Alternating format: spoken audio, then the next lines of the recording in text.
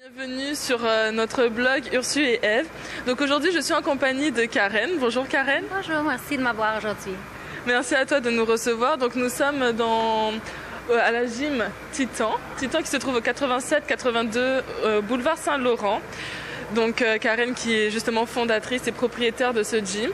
Donc nous sommes aujourd'hui pour en parler avec toi et justement pour savoir, pour connaître un peu plus qui tu es. Donc justement nous sommes ici à ton gym, donc spécialisé dans les arts martiaux. Donc pourrais-tu nous dire un peu plus quel est ton point de vue par rapport à la Muay Thai, par rapport aux arts martiaux en général à Montréal? Bien, en réalité, ce qu'on fait ici dans mon gym Titan, on est deux partenaires ici. Qu'est-ce qu'on fait, c'est qu'on est spécialisé dans tout ce qui est fitness et le Muay Thai, qui est la boxe thaïlandaise. Mon coach Courage, c'est quelqu'un qui est vraiment très connu dans le domaine.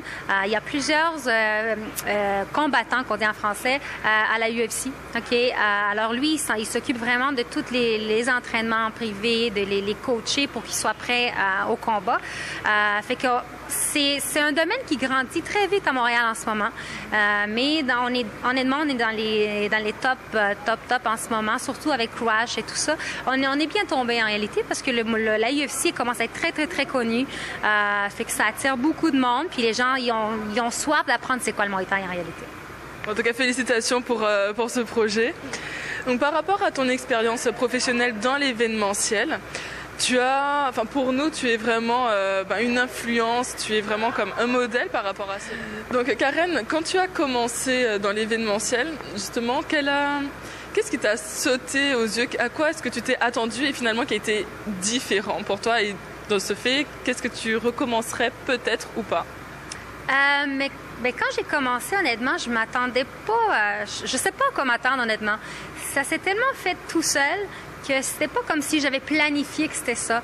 Moi, je crois beaucoup, comme je dis, au travail que tu fais. Puis quand tu travailles, il y a de quoi que tu aimes. Bien, tu trouves les forces, puis tu trouves les idées, ça vient tout seul. Fait que, tu sais, tranquillement, j'avais commencé un petit événement. J'ai aimé ça. Je fais un deuxième. Oh, j'ai aimé ça. Puis entre-temps, c'est sûr, quand tu fais de l'argent, c'est encore mieux. Fait que, tu sais, ça aide beaucoup.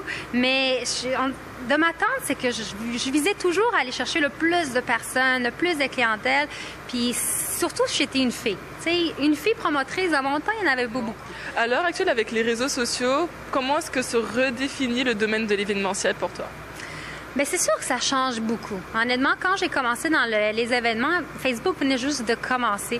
Fait que pour nous, ça a été un gros plus. Okay? On réussissait à aller chercher beaucoup de monde parce que tout le monde commençait à aller dans le Facebook puis dans tout ça. Puis on a réussi à tout bien l'utiliser, aller chercher le plus possible d'amis sur Facebook, poster des vidéos, nous faire connaître beaucoup sur Facebook. Maintenant, c'est sûr, c'est différent. La game n'est pas pareille parce que là, tout le monde est dessus. Il y a beaucoup de promoteurs aussi. Fait que moi, je pense qu'il faut être capable de sortir du commun en réalité. Là, je pense même que c'est plus difficile en ce moment qu'il l'était il y a, mettons, 8 ans que moi j'étais là pour faire les événements parce que là, tout le monde fait des événements. Tout le monde, maintenant, quand tu reçois une invitation d'événement, tu as tendance à même plus le voir. Fait que c'est juste innover puis être capable d'attirer les yeux des gens sur ton événement. Mais tu continues quand même à utiliser les réseaux sociaux, mais il faut juste être différent que les autres. Est-ce que tu as fait la différence entre ton image publique et en même temps conserver ton image privée?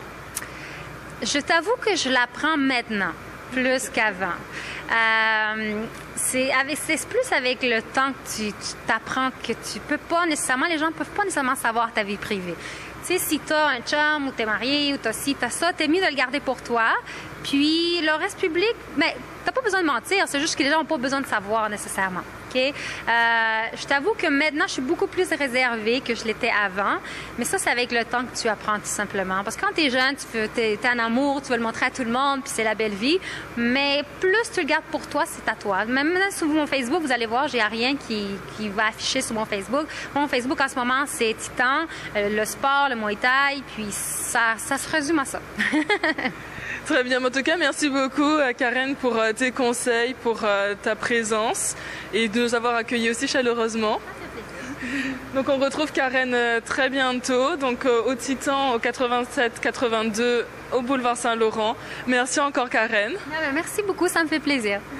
Et puis nous, on se retrouve très bientôt pour un prochain article. À bientôt.